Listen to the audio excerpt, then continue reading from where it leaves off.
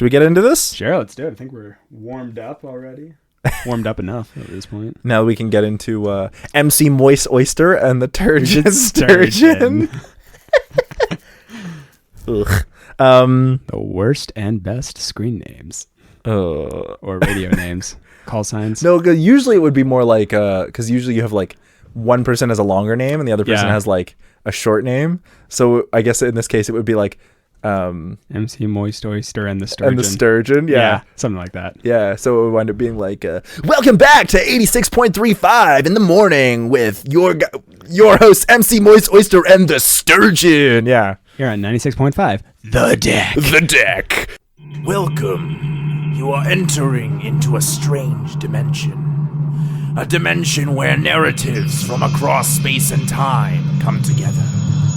Narratives that could have, might have, or should have been all exist here in one space.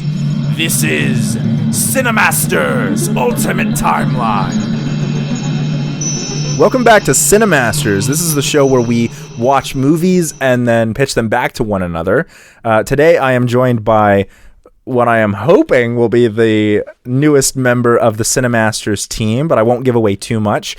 But one of my longest friends and a student of journalism, which is a new perspective. So everybody please welcome Brendan Danielson. Oh, thank you, Andrew. I'm happy to be here. And for those who don't know, I usually refer to Daniel. Well, I guess none of you would know, but I usually refer to Brendan by his last name. So you'll often hear me call him Danielson whenever I'm referencing him. But so just before we get into what we're doing today, why don't you just tell everyone, like, really quick, just a little bit about yourself. Like, what's your perspective on movies and education? Because we usually talk about media and philosophy, right? So what's your perspective? For sure. Okay, so my perspective. I think when it comes to movies, like, I think for me, it always comes down to the storytelling aspects of it. Like, coming out of a journalistic background, and I think even just growing up, really just enjoying literature and just kind of reading books, and I think just all the writing and just being able to tell a story well. I think my journalistic experiences kind of helped me to really hone in on that skill and the importance of that, and just being able to really tell a story well. So I think when it comes to like looking at movies and TV shows, for me, it's not so much about the special effects or about kind of, I guess, all the extraneous stuff. I think usually I'm looking more at like, okay, like what's the storyline here? Mm-hmm. Like what's the message that we're trying to communicate here. So I think for me, that's kind of usually the areas that I kind of usually hone in on, because like, you can have effects, you can have all this other fun stuff that like you can do it really, really amazingly, or you can intentionally do it really, really badly. For sure. And I think as long as there's an intentional reason behind really anything that happens in a movie or a book or a TV show, like you want to leave that up to the creators' creative interpretation and reasons to, give them the freedom to be able to do what they want. But at the end of the day, as long as what they're doing has an intention and a purpose, then, and as long as it contributes to just telling a really great story, then, I'm up for pretty much anything. Yeah. I enjoy that. And I think, looking at education, I think for me, I tend to, I think probably the importance of giving people, I think, a baseline of very strong soft skills. I think, especially in the world, like I think coming out of journalism school, like I ended up not getting a job in the journalism field. But I found the skills that I learned in the journalistic program that I was in really helped me to adapt well to kind of the job that I did end up getting into, which was, communications and marketing for a nonprofit organization. So very similar, which is what I'm hoping to exploit you for. Oh, but no, the reason I asked about education is because I wanted to get you, like, you went to journalism school, which is a field that we haven't really had a chance to exploit. Right. So so far on the show, we've had a filmmaker, myself, a philosopher. We have an editor who's on the show quite often. And so I was hoping to get a different perspective, like having somebody who's in journalism, right? Which is a different kind of storytelling. Right. And then look at movies that way. But also what intrigues me is that you have a very religious perspective. Everyone on the channel ranges from atheists to very atheist. Okay, cool. With myself being the most latter, I think. Oh, yeah, I would agree with that based on our experiences growing up. I would have to take that up with Nate because he's also. But what's interesting is like Nate grew up very similar to you. Okay. And then became non-religious. Okay, interesting. Very atheist. Where and divergent very paths. similar background to you. You would get along with him really well. Okay, very cool. I listened to a few of the episodes beforehand, and I'm like, oh, this dude sounds pretty cool. He is really cool. Yeah, so- I wish you could meet him, but of course he is working full time in the film industry. Fair enough. So maybe one day when he actually has free time, we'll get him. We'll do episodes with him and get more people on. So so we're really excited to have you on. And of course, because you are the guest / someone I'm trying to convince to join the team, you picked today's movie, which is...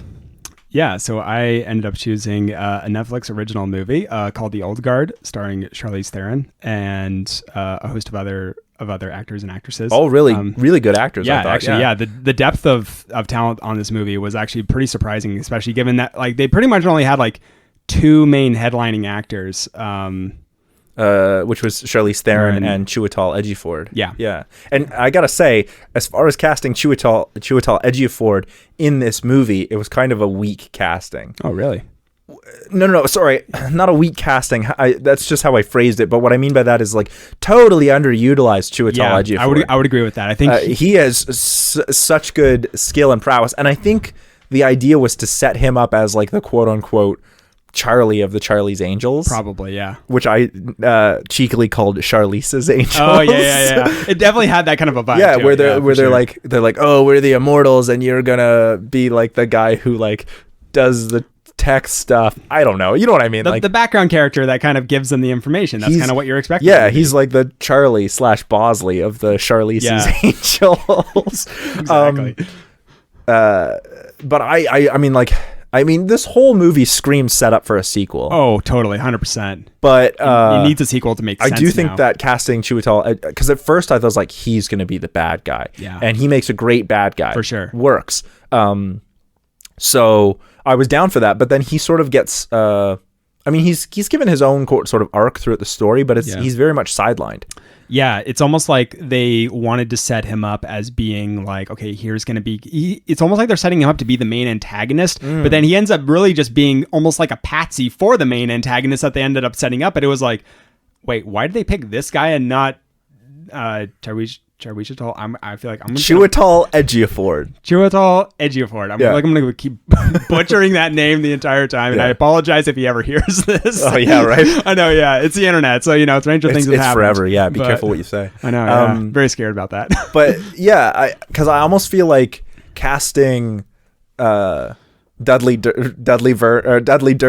Oh, that was who that was. That's Dudley Dursley as Merrick. Oh, as Merrick. man. I was like Jesus. After his after his cousin like moved out and got a real job as a wizard, fucking Dudley Dursley did really good for him. I know. Yeah, I was actually like surprised, but I was like, I feel like I know this guy from somewhere. But actually, that does make a lot of sense. He's just a lot thinner because like Dudley was just like this fat pudgy kid that was like the annoying one. But now in this one, I feel like obviously if there wasn't going to be a sequel in mind, I would have switched those actors for sure and had although I really do like the way that Merrick is played in this. He's played like a sleazeball and asshat. Oh, totally. And a total like I have money, therefore I can do whatever I want. Like that rich elitist kind of like, Silicon Valley entrepreneur. Like he kind of had a really great idea once, made a lot of money from it, and just kind of almost been riding the coattails of that ever since. Yeah. But like he still is influential enough that like no one can really take him down yet. So everyone's just kind of like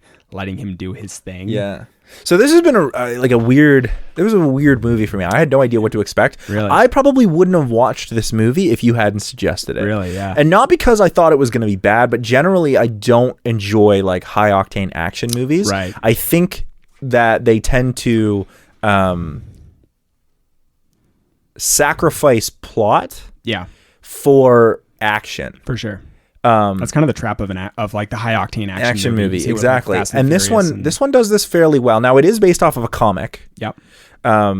by the same name, I believe. I think so. Yeah. Yeah. So there was stuff to draw on, and there is plot to draw on, and we can see like when they started doing building with the character Quinn, who is like at the bottom of the sea in the iron coffin thing, like the Iron Maiden. Yeah, and then it like comes back with like she comes back at the end, and so there's there's certainly like world building that's going on there. I just I was a little, I don't know.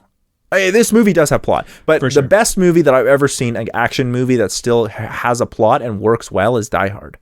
Yep, I would agree. And I've yet to see an action movie of that style that can keep up with Die Hard's balance of like emotional and thematic storytelling with action-packed scenes that are meaningful, as opposed to just having a set of quote-unquote set pieces that the actors go through that are like big explosions. I'm thinking specifically of The Island, which is a show that I know you have seen. Oh yeah. But that we have done in the past, Nate and I, on CineMasters, where there's like some really smart ideas, but once they get out of the facility, it's just like chase scene, action. It just kind of devolves to your basic action movie. Yeah, kind of and it's that movie. Inside, it's like, oh, there's like intelligence here. There's like complicated issues to deal with, and outside, it's just like guns, explosions, boats, and women, I guess. Yeah, they do an okay job of not overly objectifying Scarlett Johansson. But anyway, we're on the old guard. So likes and dislikes. What did you like and what did you dislike? Okay, so for me, I think the overall concept, I think, of just immortal warriors who just live throughout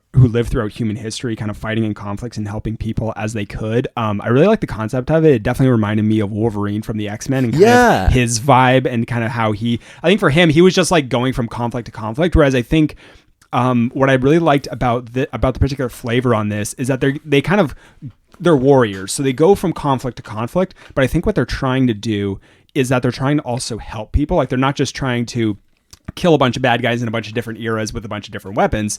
But what they're really trying to do, I think, is they're trying to help people. They're trying to like look for like the downtrodden and like try and do some good in the world. And I think you can see that even just in the opening sequences where Andromache, or Andy, as Charlize Theron is called in the movie, like she's just watching like the news and just it's a world now essentially. Just things are going to crap, and she's just like, what's been the point of all this? Like we've tried to do good, it's not working. Like why are we even bothering with this? So I think adding that twist on like warriors with a conscience, so that they're not just these mindless killing machines, but they're really they kind of have maintained their humanity and kind of like their soul. Kind of throughout the years when they could have just gotten cynical, I thought was really I really like that. Also just the fact that their healing factors eventually run out. I think. Yeah, I what I didn't like about that was that there wasn't any explanation for it. Yeah. It just happens. Like, and I did enjoy like this sort of like soft magic system where it was like everything has its time. Right. And I like that they repeat that, but I felt like if that was the thematic through line they were going with, like everything has its time, then I feel like Andy has to die at the end. For sure. Yeah. That's kind of what I was expecting. Because if that's going to be like your theme, like all things must die eventually, then it has to be like, okay, well then this is clearly setting up a meaningful death for Andy. Like, what does it mean to no longer be immortal? Or maybe they were never immortal. I don't know. Mm-hmm. So that was kind of disappointing that she doesn't die at the end. Spoilers. Yeah, we'll get more into that. But I really, because if that's the theme, then you have to sort of carry something with that, right? And I felt like this movie didn't do that. The other thing that I didn't like is they kept talking like, what is it? Oh, it's been over a year since we've seen each other. Like you're recovering from some incident. Yeah. But they never talk about what that incident is. Yeah. I found there was a lot of talk about things that they never really explain, that you're just kind of expected to just kind of accept at face value, which I think from a storytelling perspective, I'm actually okay with that when it's done well. Cause I think I was at a writing conference once and they told us that like instead of like describing the lead up to something, just drop people into the middle of the action and like leave them confused. Like instead of saying like, I did this and then this person got mad, start with the person being mad. And then you're, as a reader or as someone who's watching, you're just kind of like, wait, what? I don't really know. I've just been dropped into the middle of this and I don't really know what's happening. And they have to pick things up based and then you context clues. Yeah, you give them context. You kind of use the breadcrumbs to kind of fill them in on everything that they've missed so far. So that's what I was kind of hoping this movie was going to do, was that it was going to really, like, it was just going to drop us into the middle of something and then kind of explain to us, kind of explain things through the action Yeah. about what was going to be happening.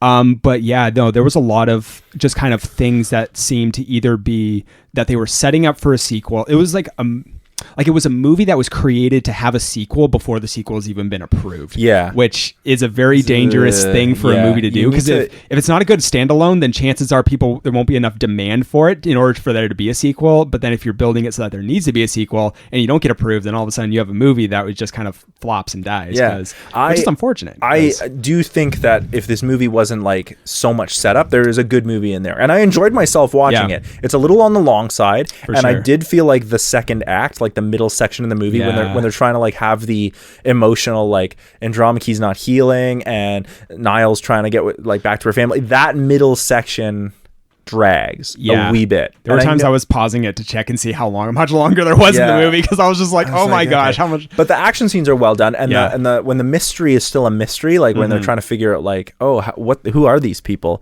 But I also felt like this movie had two main characters and didn't handle them well. Exactly. Because you can have a movie with two main characters. For sure. It's done very often. Totally. But I often feel like Niall is a deuteragonist as opposed to the protagonist. Like Andromache, Charlize Theron, is the main character. Yeah. But then we often spend more time with Niall than we do with Andy. And so I'm like, we need to have a better balance here. And I need to know, like, I'm more invested in Andy than I am in Niall as a character.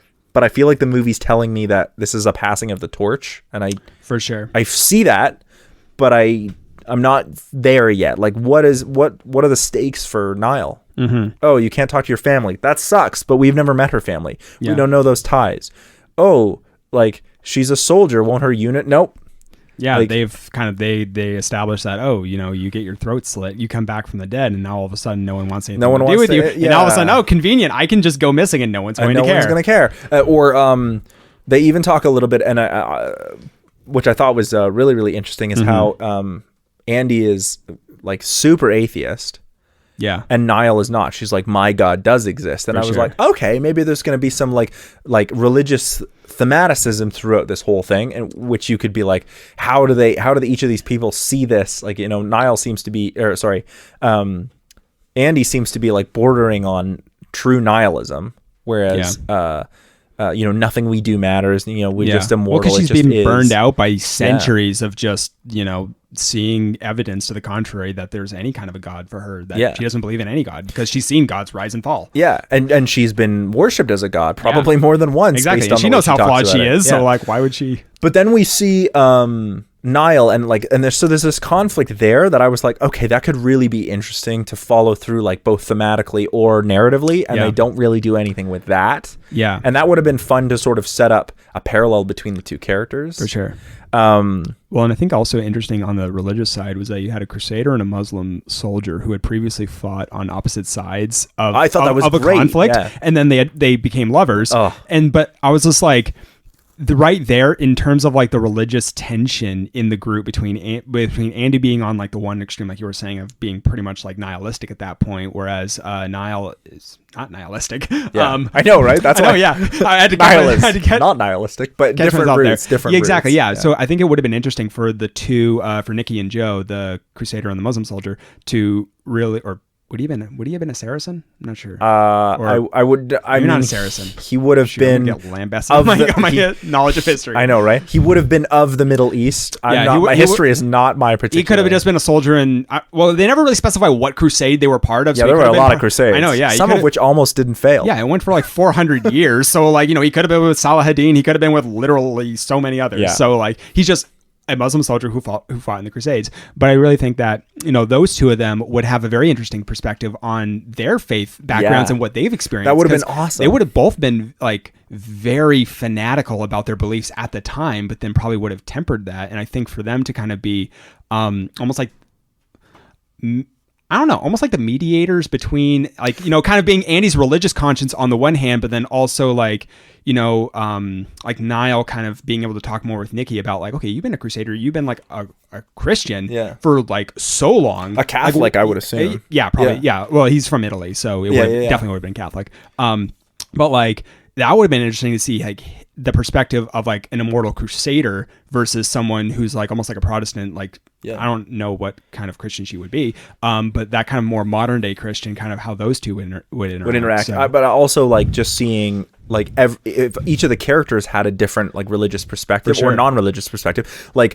what if we had because Booker's religious is really talked about. He would have been like French Catholic, or maybe he was Napoleon, so Napoleon, likely French Catholic, but he also speaks Italian as well. Probably picking up from Nicky or something. But I think it would be interesting if like what if we had like Andy on one hand being nihilist, Niall being I don't want to say believer. New Age Christian, but like she's from the States, right? Like she would be the person who's like the audience.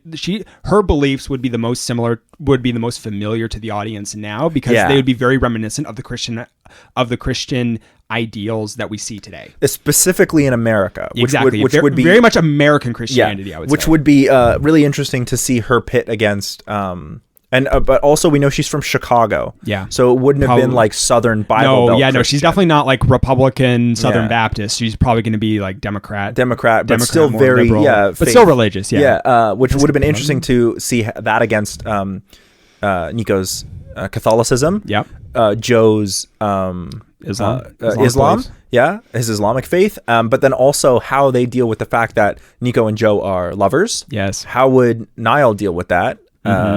If that is even a problem for her. Yeah. Or how do Nico and... They never really establish if that is a problem for her. And right. Like, she just kind of accepts it. It's just how do Nico and Joe deal with that in their own perspective faiths? I mean, in the movie, we don't get a lot of their religious background, but wouldn't it be neat to see like, oh, all of these different characters, each of them is immortal, and each of them thinks they're immortal for a different reason. I can totally imagine Niall being like, well, I was chosen by God, right? Right. And then have Nico be like, well, I thought the same thing during the Crusades, right, and even have Joe be like, I also thought the same thing, right? Have Booker be like, I don't know, what's another perspective that isn't nihilism? I feel like Booker could probably almost be walking the line between like almost like agnostic. I think that's what I was thinking, because of his experiences with his kids, like the fact that his kids grow old and die, and he's just like immortal and has to watch that. I feel like putting him in almost the spot of like, because he's like the next most youngest immortal, so like he came around in like 1812, I think. Yeah. So like almost having him being very doubtful and just kind of almost like, coming from like a whatever religious background, I'm just going to assume Catholic at this point, as like a Napoleon, French, we can assume, 1812, that sort of a thing. But then almost have him being like just doubting, like, if there is a God, why did I go through this? Why have I been chosen? Just being like in that place. Oh, it'd be really interesting. I know we're going off on a tangent here. Oh, I know, this for is sure. So dope. It'd be really interesting to see like, to contrast him with the others. If he was like, this is his version of hell. Yeah. Where he watches. So he's not Andy is like, none of this matters. Nothing we do matters. But whereas with Booker was like, everything that I do is forced upon me. I watched all my loved ones die. The only people I stay with are, and that almost gives him a neat motivation for his betrayal later in the movie. Yeah, that would, because I mean, what we get is I inferred that he was going to betray them. It was so obvious. Yeah, he's kind of like, if there's going to be a betrayal, it's going to be this guy. It's going to be this guy. And it was so obvious. But his reason for doing it is because he's like, oh, this could change the world. We could really help people. But what if he was like, he's just tired of being immortal. And it's like, maybe they can figure out a way to fix us. But what if he was like, this is hell. Everything we've been through is hell. Yeah. And like, I want a way out. And this is what he believes is a way out. Sure. Like, I think that's almost much like better suicidal motivation. Tendencies at that point. That's, I'm not going to lie to you. Like, that religious shift on each of the characters, that's a pretty decent pitch right there. For sure. No, I would totally agree. Like, just, making this movie, like, they're all warriors, so they don't mind killing, but then also looking at, the religious against each other, but then also like about how they live, about how they choose to kill, whether they will kill or not. Like, wouldn't it be interesting if Niall is like, I signed up to be a soldier to protect people, not to kill.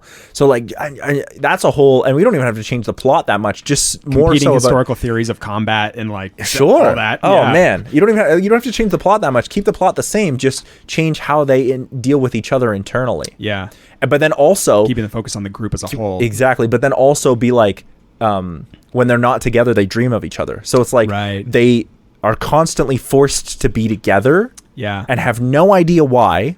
Each of them has a different idea about why. Mm-hmm.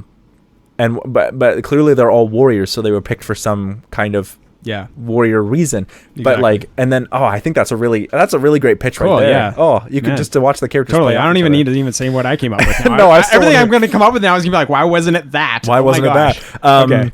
I'm just trying to see like some of my likes and dislikes here. Yeah. Because we went way down on a tangent there. I know, for sure. Yeah. The team combat, like I gotta say, the direction on the action scenes was really good. Yeah. It's not stylish like John Wick, but it feels like that they're like modern day soldiers. Yeah. So it feels like tight and real, and I'm like, okay, this seems plausible. Like none of this is like John Wick levels of like, I'm a shoot that guy in the knee and then shoot him in the head and break this guy's arm and then use his gun. Yeah. Like I love John Wick for that. Oh, for sure. It's very elegant, but it's so stylistic that it works for those movies. Whereas this felt not too over the top. There is a scene where like Andy is by herself in the church killing everyone, where I was like, oh, you're pushing it. You're really pushing your realism here. Yeah. Because apart from the Immortals thing, everything in this seems fairly plausible. And I feel like they're trying to keep it grounded. For sure, yeah. I don't know. So sometimes I was like... Yeah, but it was good. I did like it. Yeah, I like the action scenes. I thought they were really well. Done. I liked kind of the teamwork that you could see them all kind of bouncing, like especially like Nikki and Joe, the way that they kind of were like almost like two like the dancing dragons kind of in Last Airbender. They're just kind of that harmonious intermingling where they're just kind of like, like one of them tosses a gun and to the other person they shoot, then they toss something back, and then it's just kind of that free flowing between the two of them that really shows that, these guys have a deep relationship and they've kind of been fighting together for a while. But we even get a little bit of that during the like final scene where they're like storming the tower, and all five of them are like communicating through. Exactly. And it's like and they're all taking like hits to protect Andy because she's really like cool. she can't be hit. So it's like, they're like taking hits and then keeping going. Like just kind of the fluidity of their action. Unit. It is really cool. Yeah. It is really cool. For sure. I also even just like the fact that they incorporated the old weapons that they would have originally been fighting with into that. Yeah, so that like was cool. Nico still carrying his Crusader sword, Joe kind of carrying, I think it might have been like a scimitar or like a Middle Eastern sword. Andy has her axe. She has an axe, but it's a stylistically modern. The reason axe. it's styled that way is because I think that symbol is the symbol for the Old Guard. Yeah, like in the comics, I think that's what it's supposed to be. Yeah, I'm not super familiar with the comics, so like I don't want to say too much. I can't really speak on behalf of the comics because I literally just saw this on Netflix and was like, oh, this looks like an interesting concept for a movie. It was an interesting concept. I know, I very much liked it, and it didn't feel too comic booky. Yeah, no, and it felt very different from Marvel. From the Marvel comic book movies. Well, like I think you have a movie like The Losers, which is very comic booky because they have like drawings. Or Kick-Ass. Oh yeah, for sure. It's just very. It's clear that they're drawing. They're showing. Yeah, this is very much like a comic book. This one kind of felt like. This felt like an action movie. It felt like a modern day action movie for sure, and it worked. It was just a bit too much setup for me, and like on the whole, I liked this movie. Most of the things that I didn't like were like nitpicks. Some thematic things that we just talked about, but like I don't really have anything else to say other than when Joe picks that one guy up and he like, you shot Nico, you shouldn't have done that, and then he like drops him on his neck. I was like, oh shit. I know. Well, they never established him to be like the beefcake kind of like just tank of the group. I feel like if maybe they had, that might be a little bit more believable. I was totally okay with it. What the oh shit was coming from was the fact that he like dropped the dude on his neck, and you see it like the way they depict that. I was like, oh that's gross. Oh, he is so dead. Like I literally said, I was like, oh, he dead. Yeah, like, no, you ain't coming back from that. Yeah. I did think that this movie might have benefited from being rated R. I thought it was. Oh, maybe, but like. It definitely felt like it was an R-rated movie. But there was some scenes where they like didn't show a lot of the gore. They like would pan away or like use a character to block it. Yeah. Which I'm okay with, but like it might have been like if you're going to have people who can't die, it might be a little bit more okay to like lean into that a bit. I mean, there's some pretty fucked up shit that happens in this movie, yeah, well, especially at the end with the axe and everything. Like it's just like yeah. And then there's a couple times where going out the window, it's just like I don't know, like there wasn't when Niall jumps off the roof, like she's not covered in blood and whatnot. No. Like she's mostly broken, and it's like, oh yeah, it's weird seeing her like bones reform, and that's cool, that's dope. But like, I don't know, I maybe was feeling particularly violent. I don't know, like when I watched The Punisher, Yeah. And he like has fight scenes in there, and he comes out. I come out of those fight scenes like myself after watching. Like I'm just like, oh. Like you feel exhausted. Yeah, like I feel exhausted. Like, and I need a moment. He is like shot with arrows or bullets, and like his, there's blood all over him, and some of it's his and some of it's not. And you're like, that was a brutal fight scene. Yeah.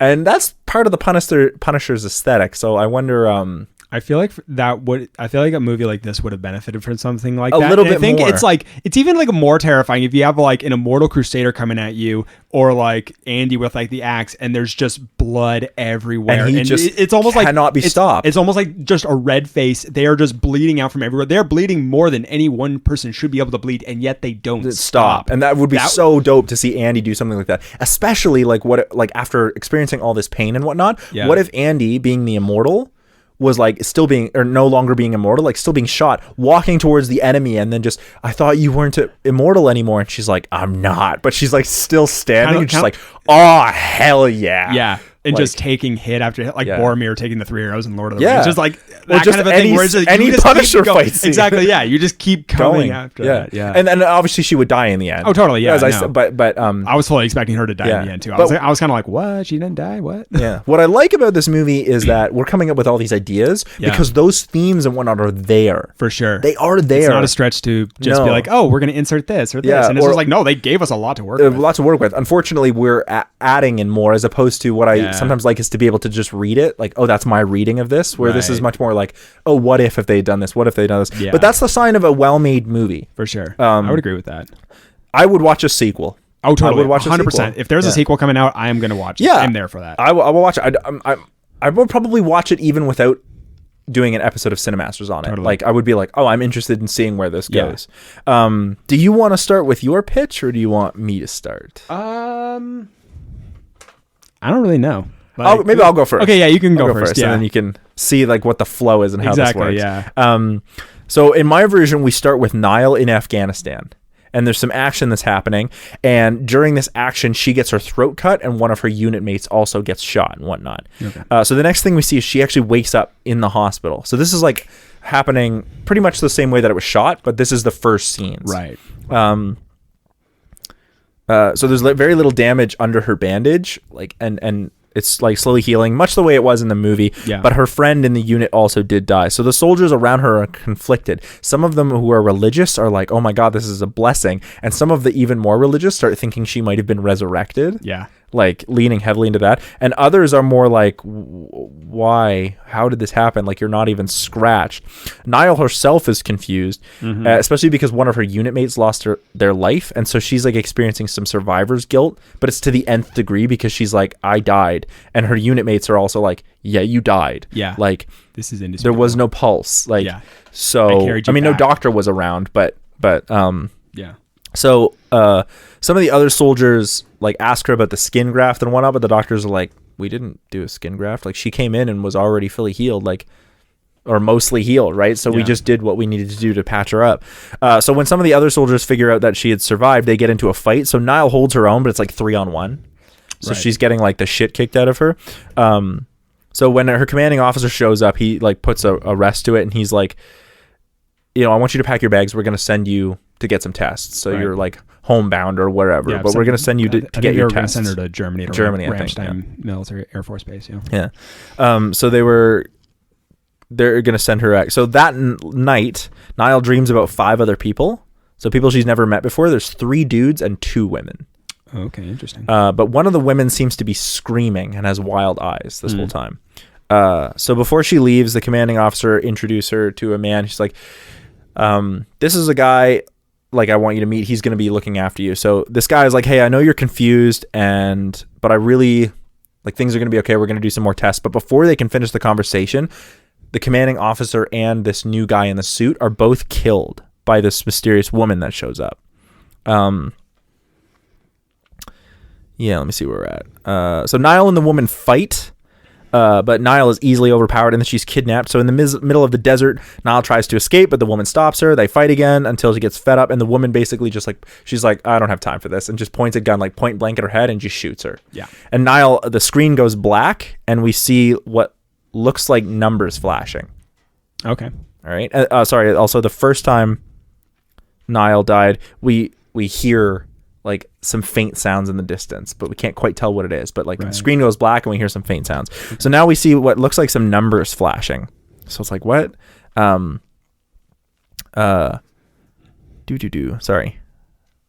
Yeah. So this time when Niall wakes up, she's on the plane on their way to France. Niall is frightened and the woman tells her to smarten up, that she knows like this is not the first time. I know that you've died before. Right. Because and that's when Niall goes, oh my God, you're the woman in my dream, and the woman explains like, yeah, we all dream of each other. That's how it works. Right. That's how I knew it was you. As it turns out, the man that was gonna put Niall was actually for testing in Germany or wherever, was actually working for a company called Merrick, and a man called Merrick that's been hunting down peculiar cases of people. Interesting. He's most interested. This is all being explained to Niall by Andy, who is the woman. Okay. She's explaining that there's this man that's been hunting them down for the last little while. He's interested in immortals. He does this under the guise of science, saying that he's trying to like improve science. But what he's really interested in is torture. He just he gets bored when his victims die, and he just wants to like continue to torture them. Like he gets maybe some kind of weird hard on for it. Yeah. I don't know. Rich people. People. Yeah. Not all rich people, but So she's like, this isn't the first time that we've met someone like this who people become torturers and yeah. So the other immortals have been running him for the last couple of years, like maybe 2 or 3 years. So when Niall meets the other immortal, she realizes that there's the woman that was screaming wasn't there. She discovers that this whole thing happened with Quinn, the same thing. But instead, what happened is during the witch hunts, Quinn was captured by some witch hunters, and instead of being tortured, she opted to like send herself in this iron cage. And so more of a self-sacrifice. Self-sacrifice, because she's like, I know I can't die, but at least this way no one will find me. Right. And that way I won't be tortured until I can't, like, so so she does that. So she's like, and they're like, she chose to do that instead of be continuously tortured. Instead, she just drowns. Right. Okay. So meanwhile, Niall thinks that Andromache might not be immortal anymore because she keeps seeing like wounds that aren't healing. So also in my pitch, Niall is the main character out now. I figured as much when you were like starting with her in the first scene. This is almost like an origin story. Yeah, for sure. So when Joe and Nikki are taken by Merrick Corp, that whole thing can happen the same way. They have an awesome fight scene to try and like go back to the place, or they go to Merrick Corp and they have this awesome fight scene, only to find out, same kind of fight scene happens, only to find out that Merrick is actually an immortal as well. Oh, interesting. And he's actually older than even Andromache. Interesting. And he calls it, he says like, actually, like, they used to call me Adam. Okay. As in like Adam and Eve. Okay. So he's like, I don't even know how old I am anymore, but they used to call me Adam. Yeah. And so actually, he's been hunting them for a much longer time, and the person that was in charge of the witch hunts was actually him as well. And so he was trying to get a hold of Quinn and Andromache even back then. Right. But she chose to like torture. So kind of just increasing the scale of the conflict. So then he thinks, when he finds out that, or he also suspects that Andromache might not be immortal anymore. And he's like, that's a shame. It would have been fun to torture you, but I'm not interested in it anymore. Right. So the whole team manages to come up with a plan to like basically like tie Merrick down. Right. Like hog tie him, and he's got like ropes coming off his neck, and they finally like manage to do him because they can't kill him. And he laughs and he says, it won't matter. Like, I was once like you. I used to work for the good of the world, but everything I did didn't matter. Look how fucked up things are. Mm-hmm. You're immortal until you're not. That's the way it goes. So he pulls out a knife, stabs Andromache in the heart when she's not paying attention, grabs her gun, shoots Niall, and the screen goes black again. Okay. Right? The camera zooms out of an arcade cabinet, and we see an old retro game on screen, like an 80s character. And this kid, like maybe 12 years old, is playing a character called Niall on the screen. Yeah. And the countdown, asking if the player wants to continue. Next to him, we see another cabinet where his friend is playing a game, and this character's name is Andromache. Okay. The screen on his says he has no more continues, so game over. Okay. The friend playing as Andromache turns to his friend. He says, hey, man, can I borrow a quarter? I'm out of continues. And the guy says, I used my last quarter to play this one, and they're both like, they both shrug and they go back to watching the first kid play as Niall on the on like the arcade cabinet, and that's the end of the movie. Interesting. Yeah. Okay. So like kind of a bit of a downer. Yeah. But also I was like, I really want to explain why they're immortal, and I was like, well, why would they be immortal? Why would they keep coming back? And I was like, what if it's just a video game? Yeah, actually that I like that spin on it. Yeah. I also thought like, so every time they die, it's they just lose a them life, putting it, they die, in more quarters, or you're putting in more quarters. Exactly. Yeah. So it if I was gonna go this route, I definitely would shoot the movie with more emphasis, maybe on like fantastical, and also like playing. Like I don't want to say this that video games cause violence, because they don't. It's just not. But I do like the idea of shooting it so that it sensationalizes the violence. Right. So like we don't think about these characters dying.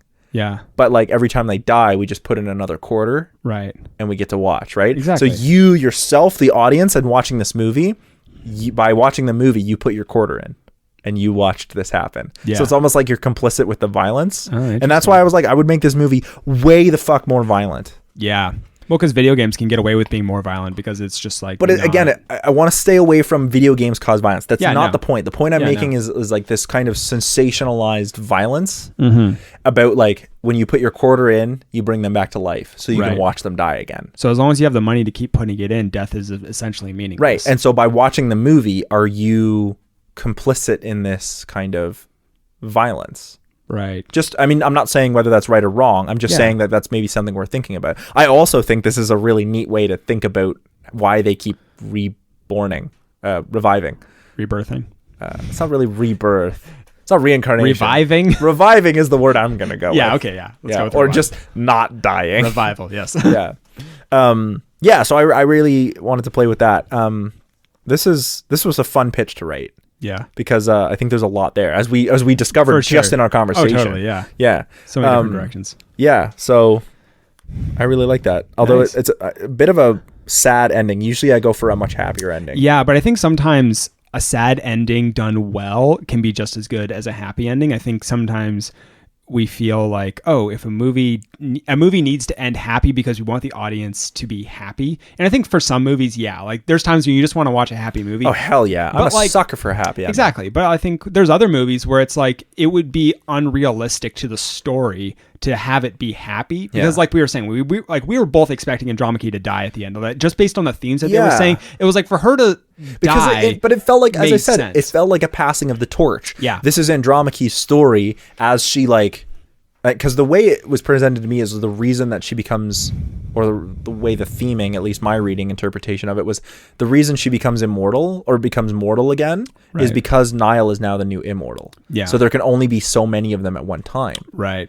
And so each time one of them dies, a new one is sort of incarnated or becomes immortal. So as Andromache is no longer immortal, Niall becomes immortal. That's the way it was presented to me. So this is, so as her healing ability slows down, Niall speeds up. Speeds so up. It's almost like they're the inverse. Exactly. And so this is this passing of the torch, both in their quote unquote immortality, but also in their job, knowledge, role on the team. Exactly. And that didn't play out quite as well. I also was like, definitively, this is a standalone movie. It's not a sequel. And so that's why I kept the whole thing with Quinn in. But I tied it into how our villain was also immortal and how he so it gave him some backstory, like how sinister this guy is. Yeah. And the fact that it ends with it's the video game. There's no need for a sequel. I don't want a sequel of the original movie. Sure, I'll watch a sequel. But for mine, I was like, I think this would be a better standalone. Yeah, I think what's better when a movie can just embrace being a standalone movie, and then if there's ends up being a demand for a sequel, then it kind of gives you room to expand and be like, okay, how could we continue this into a sequel versus, okay, this is part of the plan. Yeah. Let's keep it going. I'm more in favor of writing a trilogy. Don't write a movie and then be like, oh, let's set up a sequel if it's successful. Yeah. Go into your story being like, I'm writing this movie with 3 movies in mind or 4 movies in mind. Or it's going to be a single season TV show. Yeah, or whatever. But you need to write with that in mind, because otherwise you run into like Pirates of the Caribbean, the first one is amazing, and then 2 and 3 feel like they're piggybacking off of it and are only tenuously connected with characters. But like the second one, Elizabeth isn't really like Elizabeth from the first movie at all. She makes weird decisions. We've talked about that on the show. We have a whole episode on it. Go watch it. Go watch it. So now you're getting the hang of it. Exactly. Yeah. But I also am not in favor of this kind of movie where you like set up a sequel when there's no guarantee that's going to happen. Yeah, I agree with that. I think movies that actually do this really well have been the Marvel Cinematic Universe, where they like tease Captain America or they tease these other things, and then it probably works better because they're not direct sequels. Yeah, no. They're like in the universe. They're all standalone movies, but then by virtue of them having overlapping characters and each one of them advancing a main plot forward, they all become part of the puzzle. Right. So that you could watch any one of them as a standalone. But then if you watch them all together, you get a sense of the grander big storyline. And there are character arcs over the course of many movies. Like we see, like particularly Cap and Iron Man both have huge arcs that last from their first movies all the way to their last movies. For sure. Particularly Iron Man. Well, and I think the interesting thing with like just kind of continuing with the Marvel stuff is that the like if you look at basically the origin movies for the original group, not including the new Black Widow movie that'll be coming out eventually. But everything was leading. Eventually, I guess COVID's a thing. I mean, we'll get it. I hope the movie, I'm pretty sure, has been made. They have the trailers out for it, so like I'm pretty sure it's at this point mostly done. We can only hope. But go on. But like all those first few Marvel movies that came out when like almost like it was like Spider-Man was like the Tobey Maguire Spider-Man was kind of making superhero movies cool, and then the Marvel movies came out. They were all building up towards that first Avengers movie, and that was kind of it was an experiment kind of. I know, yeah, it was the capstone because they were like, okay, we're going to make at least enough movies. Each of these standalone movies is going to contribute in advance towards this big team up movie. That's going to be the capstone. Mm-hmm. If that ended up only ever being as far as those movies went, that would have been fine. That still would have worked. Exactly. But then at the end, they're able to then tease, there's actually a bigger villain out there. They start introducing Thanos, and they start adding in more characters because as they realize these movies make stupid amounts of money anytime, because and they don't even have to be like super good. Not that they're bad. Yeah, they're just not. They're definitely very formulaic. Yeah, and because they're formulaic, they can predict that they're going to make money because they're just and they're fun. They're a good time. They're fun. Yeah. Like it's a good time. Yeah. But like they're able to build up the universe as they realize, we want to keep going. But like at any point, anytime they get to a capstone moment, the whole thing could end. And you would feel up until that point that it like was a good through line. It was a good through line. Yeah, exactly. And that's why this movie like rubs me the wrong way the most is the fact that a lot of it feels like setup. Yeah, it's very much like there's so many questions that it seemed like they came up with stuff and then they were just like, and we just kind of forgot about this halfway through. We didn't really figure out a way to tie it in. So that'll be for the next movie. Yeah, but I feel like they could have easily just been like, there's a lot of questions that were left unanswered. And instead of being like, who are these people or like, what's all the setup? Just be like, let's just let that hang. Yeah. Be like, that's the real question for the sequel. Right. Rather than setting it all up. Yeah. Just let it hang. Exactly. I'm curious. Let me see your pitch or hear your pitch. Okay, yeah. So I think after hearing yours, I definitely took mine in a very different direction. That's good. That's what I want. Yeah. So I think for me, the main plot idea was I wanted to focus on Andy and Quinn's relationship as being the main driving plot throughout the movie. Yeah.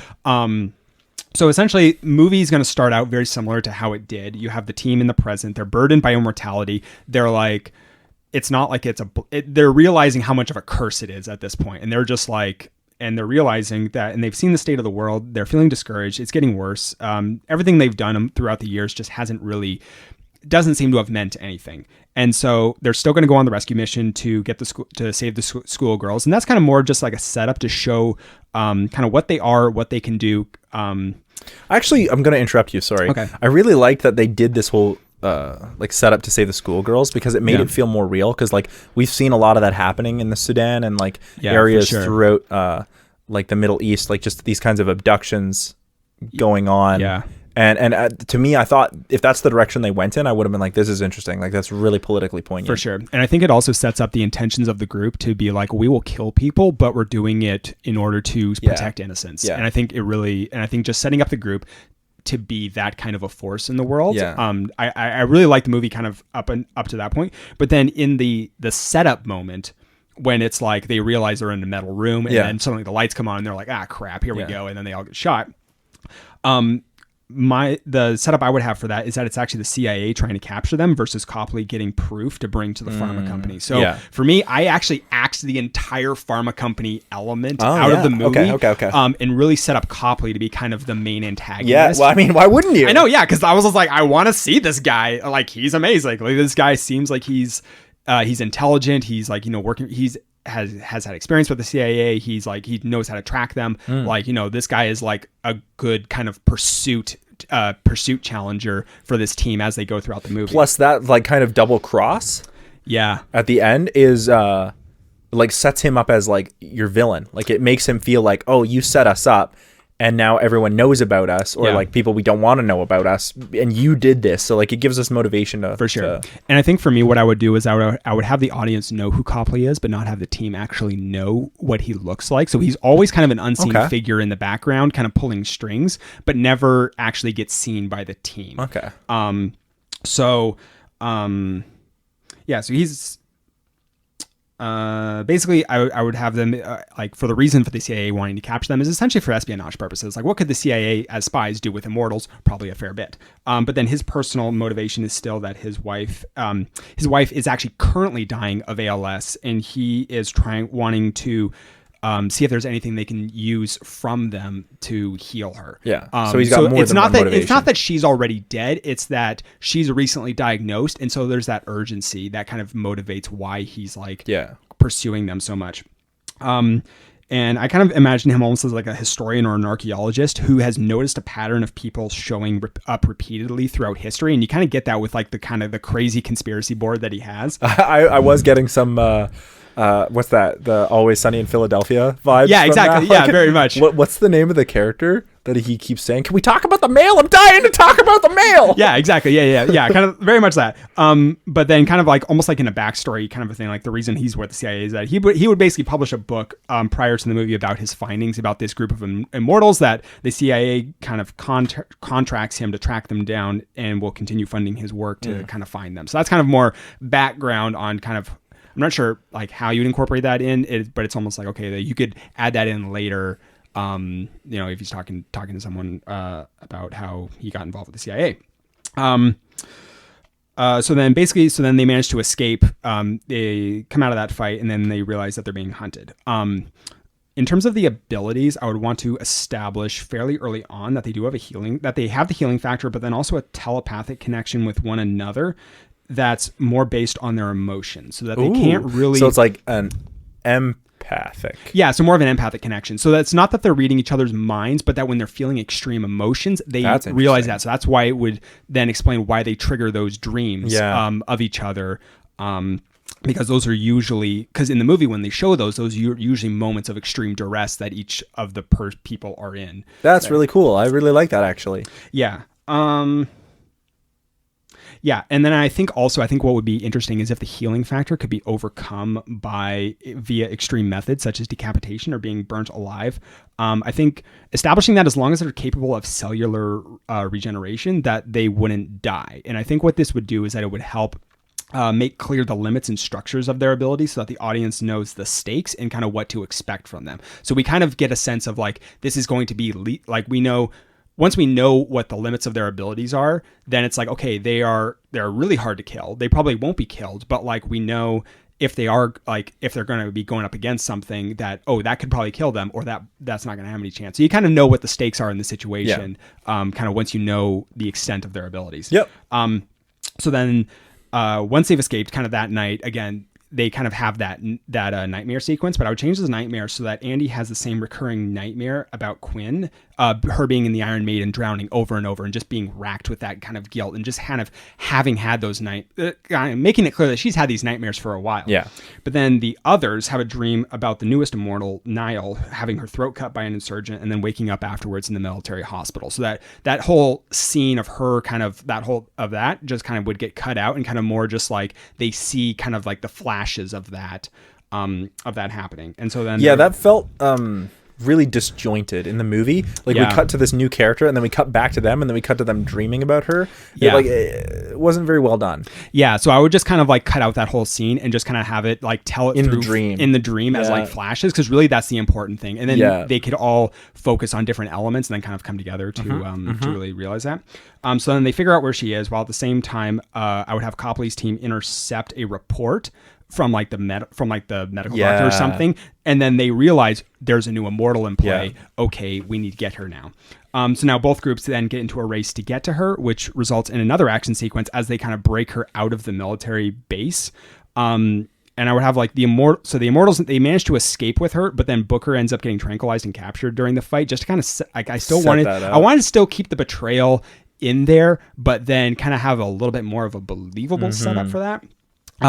So then afterwards, the immortal group would begin familiarizing Niall with who and what she is, explaining what they know about their abilities kind of based on their own experience. And so you could utilize historical flashbacks to kind of almost exposit information and familiarize the audience with each of their own stories. So you could go back to show instead of tell. Exactly. You're showing. And you can do that in the visual medium. Exactly, yeah, for sure. So it's like, like when Nikki and Joe are telling about how they kind of like actually showing for them what was the moment of connection for them in the middle of the Crusades. Yeah. And then, like Booker, or Booker at this point, he's not in the picture, but like Andy also kind of like maybe not having her be as uptight about her background. Like I didn't really understand this whole trope of like, I'm like, don't want to talk about my past. I'm too edgy. Edgelord. It's like, no.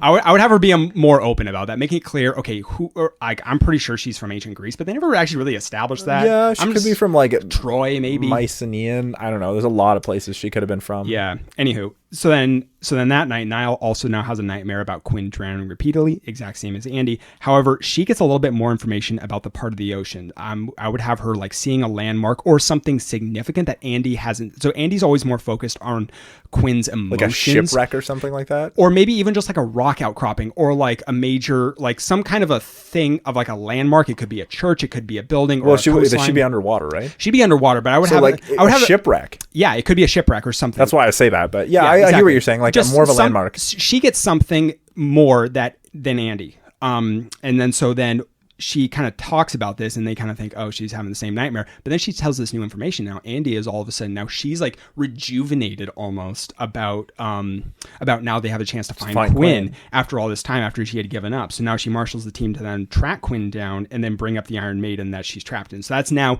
the new goal and objective that they're racing towards. So then Copley and the CIA team, I would have them using like modern surveillance and satellites to kind of see where they're going, and then have him maybe remember something from his research. So like maybe like Andy and Quinn being inquisited as witches, and then the story of what happened to them. And so then he's kind of able to, go back through his research, realize, he's going to send a team to kind of intercept them at where he thinks they're going, where they're going to be before they can leave with the information. Then he turns his attention to Booker, who's now in captivity, and kind of interrogates him about his sons who grew old. Because like I want to have Copley. He knows the stories. Like he's history. He knows kind of like he's tracked down the unknown parts of it, the things that they think are private. Like I feel like he knows for him to that's know. Cool. Yeah. So then he's kind of like almost like interrogating Booker about, his sons. They grew old and died while he remained the same, and just kind of really capitalizing on the guilt that he feels about it, and kind of using that to get him to oppose his team. So like, why should Andy? So you're actually showing the setup for the betrayal. Exactly. Yeah. So then because the team doesn't know this, but I want the audience to know why Booker is actually like committed. And also it puts like a level of, while the team is trying to get to Quinn. Yeah. Booker is being set up for betrayal. For sure. So. Yeah. So, and I think the idea that kind of came to me was like, why should Andy get Quinn back when he's lost so much? So really capitalizing on why that should grief. Andy get Quinn? So Copley knows that they're going to get Quinn sorry, back. you're talking as though you are Booker. So I would have like Copley on, like telling him like, you know, like we know they're going after her because like, you know, there's like probably some record of like what this Iron Maiden being dropped into the sea. So it's like Andy's going to get her comrade back after so long. You've lost everyone.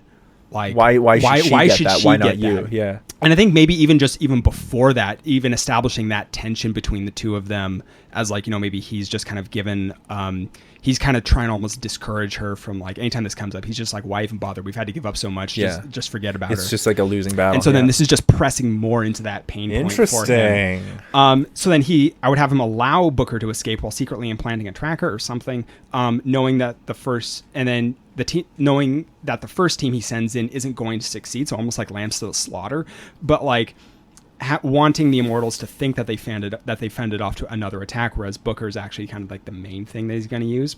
So then back with the Immortals, they find the church where Andy and Quinn were imprisoned and maybe there's like an old archive for them to find out what happened to Quinn, and like, you know, an old record of inquisitions, and they managed to decipher which one is Quinn and where they put her.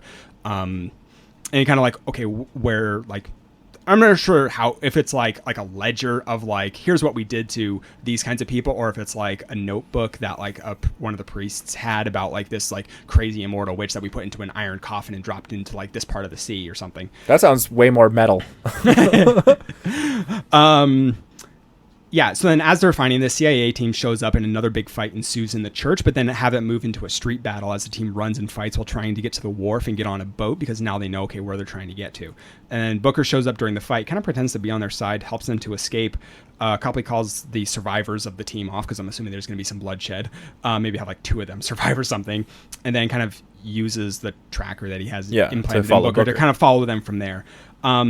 So then the Immortals group, they get to the place. And then at this point, Niles just like, she's not really a main character, but she's just kind of almost along for the ride, learning about the abilities as she's going, but also kind of being groomed as that successor for like Andy to, because like for mine, I do like the idea of Andy dying at the end and kind of having that torch being passed, but like really having the focus being on Andy and kind of what's motivating her to get to that point. So the Immortal group, they get to the place where the book said Quinn was dropped, and they dive down to search. I would probably have it at like a place that's deep enough for them to go without really needing a lot of scuba gear, because you know their immortal ability can like they can just die and keep going. They can just die and keep going essentially. So it's like it's not gonna be like, we're not thinking like Marianas Trench deep. It's just gonna be like it would be deep for like the fort into like the 15th century, but like modern day, it's probably gonna be fairly shallow. So eventually they find the Iron Maiden, they break it open, they bring Quinn to the surface, and then they get her onto the boat, go back to a secluded shore. At this point, Quinn is just traumatized by 500 years of repeatedly drowning. Yup. And like, she's basically just in a catatonic state, not really saying anything and just like... breathing for the first time. Exactly, yeah. Just kind of this, like, just traumatized, like just a broken shell of a person. And so, you know, Andy goes off to get firewood. Nikki, Joe, and Niall, they all go to sleep. And then Booker kind of stays with Quinn by the fire, like have him kind of open up to her about like, you know, telling him about his children, and then walk around behind her and finish his kind of spiel by drawing a sword and then cutting her head off. Oh, damn. Yeah. So like, he's just, he doesn't want Andy to, he's like, I've lost so much. Why should Andy get you? And I'm assuming you have to like remove the head and like take it. Well, that's the thing. If you put it back, it would heal. Exactly. Well, like so again, this is kind of setting up the part of like the limits of their abilities. So I would think that any kind of like a decapitation where it's just removed, or like burning alive, basically anything like having some kind of pre-established, this is a death sentence, so that they seem immortal, but they're not really immortal. They just have a very good healing So there are factor. limits. Yeah. There are limits. Just because, like, I think if they just can't die, it's like it almost removes all the stakes, and they can just do whatever the heck they want. Yeah, it's true. The only reason that there's any stakes really is because they set up the whole like torture thing between Joe and and Nico, and then also because Andromache can't die. Anyway, go on. Yeah, so then Andy comes back in time to see him drawing the blade, tries to stop him but can't, and then flies into a rage, and then the two begin fighting. At that point, because of the rage she's feeling, that wakes the others up because they all have that connection. Oh, this is really well thought out. So they wake up, weapons drawn, they come out of like a tent or whatever, they see Quinn's body, and then the two of them fighting, and they're just like ready to get involved, but Andy calls them off, and just it becomes a one-on-one between her and Booker. And they're just kind of like ready to jump in, but really just, okay, we're going to let her have this. Cause like she needs to work out this grief of like, and then having all of that taken away from her at kind of like the last minute. Yeah. So they watch as they fight, ends with Andy disarming and then kind of cutting Booker's head off. This is very, not Outlander. The Sean Connery film. There Can Be Only One. There could be only one. What the fuck is the name of that? Oh shoot! Do you know what I'm talking about? I think I know what you're talking about. Yeah, I'm just anyway, go on. Yeah. So drags the so then she'll, after the fight's over, she drags the head and body back to the fire and just throws it on. Packs up her stuff. The others kind of follow suit. At this point, though, I would have Andy essentially just split from the group. Like she's just lost the will to live. Like that was what was keeping her going all this time. So then she just. I would actually probably just have her walk out into the ocean and then just, that's it. That's just the last you see of her. And then, just she's out of the picture and now it's the three of them. Okay. Figuring out, okay, what do we do now? Yeah. Kind of a thing. And then from that, as they're kind of walking off, it zooms out from their location to a computer screen where Copley has been watching them on a satellite. And then you get to, and then credits roll. Oh. And then because they had an extra scene in this one, I was just like, okay, let's have an extra scene. You don't need one. I know, Go on. Yeah, okay. But in order to kind of bring home the Charlie's Angels kind of feel to it. So extra scene. So you have Copley waiting for the team at a cafe table. So like at this point, they haven't actually like seen him. Yeah. So this is the first time they're actually seeing him. He tells them who he is, what he knows about them, and tells them that he'll be their inside person at the CIA and feed them information about how they can do good in the world. Like I'm feeling like, I think just like in that scene where it's just kind of like zooms out, he just kind of sees everything and he's just like, you know what? Like I think just having him realize they are trying to do good. Like I actually want to help them now, as opposed to just like hunting them down so that the agency can kind of do whatever they want with them. They don't believe him. They blame him for Quinn's death, Andy breaking, and just kind of everything that happened to them. And then him just telling them, okay, the CIA is going to keep coming, and he wants to help make up for it, and that he's their best shot at staying hidden. And then they just kind of reluctantly shake his hand, kind of create that partnership, and then screen cuts to black. I would almost set it up like still the same way, but set it up where they don't know that but keep him as the villain. Oh, okay. Where he's like, I'm the CIA, and have them all be like, okay, like this is something we can do for the better. And then you reveal to the audience who they're talking to, and it's Copley, and then the audience would be like, oh shit, like they're working for him now. Yeah. But like, I really like the new kind of rules you established for their powers. Yeah. For their immortality, I thought was really, really good because it brings a little bit more rules to what they're doing and what's happening, but also it was really well thought out. Like you made sure like there was reasons for it, like they wake up because of this, they do this, the beheading, like it's really well thought out. It's really good. I found without the explanation of kind of what they can do and why,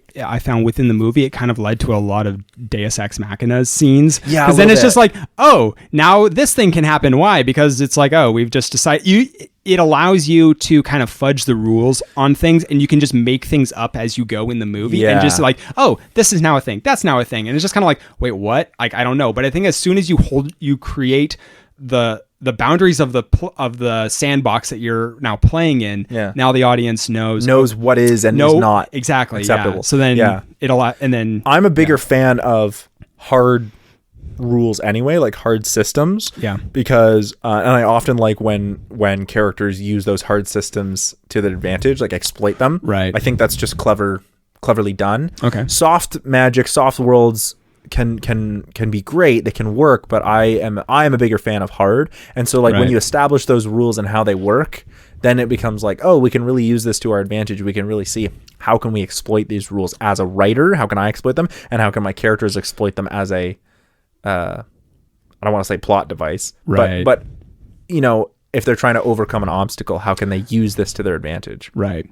Yeah. Yeah. I found for mine, I just kind of leaned more into the historical side because that was what interested me most about this movie. That's your background. You've always had a history. history. I love history and everything. So I'm just like, and that was kind of where I was hoping the movie would go as soon as Niall had the vision of Quinn drowning, was that they were going to be going for them, and then having, like, in the original movie, having Merrick in this, and having Merrick in this pharma company as basically just chasing them and kind of harrying them and kind of driving them to that point. Like, that's kind of where I was hoping it would go. They needed more motivation for what they wanted. Exactly. Until Joe and Nico are taken, the only conflict is finding Niall. I actually thought that was going to be the main conflict, that it was going to be they have this dream and they have to figure out who this woman is, where to find her, and like that was going to be like, oh, like it's really neat that they're all seeing different parts of the dream, and then they have to like put this together, and they go through this whole detective thing to find her and like bring her into this group and like and help save her from, and they're like all chasing her around the world kind of a thing. Well, not maybe around the world, but just like figuring out who the fuck this person is. But, I mean, the movie we got was great. There are certainly a lot of what ifs where I'm like, this would have been cool, this would have been cool, this would have been cool, but I like the movie that we got. Yeah, for sure. I think it was it was like, as an action movie, it was great. Solid. Like, Charlize Theron is just always like, for whenever she's in an action movie, it's great. Like, she's just a great actress for all that, and just the action scenes were really well thought out. Love the concept and can't wait for a sequel. I kind of hope we get one. I'm indifferent. If we do get one, I'll watch it. If we don't get one, I'm not gonna die if we don't get one, but if we do get one, I'll definitely watch it. Any last minute thoughts on The Old Guard? Honestly, no. I think we've probably covered that was pretty fair bit. Yeah, that was fairly. I'm done at this point. Yeah. Where can people find you on the internet? On the internet, well, you can find me on Facebook. Just look up Brendan Danielson. On Instagram, Brendan R. Danielson. That's do you spell Brendan in a weird way? Brendan, the Irish way, not the Scottish way. Oh, the Irish way. Okay. Yep. So Facebook, Instagram, active on social media. If people want to email me, I guess we could put that out there. But I also don't want to put that out there. Phone number? No. Don't put that. No. Just I'm on the social media. So if you want to come find me and talk to me, then like, hey, let's talk. Yeah. You can find my band Robot Philosopher anywhere you listen to awesome music, including right here on YouTube. You can also find new episodes of CineMasters every week on Tuesday. New episodes of our video essay series This Is a Thing every other week, and new bonus casts about whatever the fuck we wanted to talk about before we recorded this episode or other episodes on alternate weeks from This Is a Thing, as well as maybe stay tuned for awesome new shows, maybe. Perhaps. I'm hoping. I think we have some ideas that are in the works, so nice. we'll keep you guys updated, and cool. I'm excited to keep showing up here as a guest. Yeah, not so much as a guest. Maybe as a more recurring feature. We'll see. Nice. Yeah. Perfect. Peace out.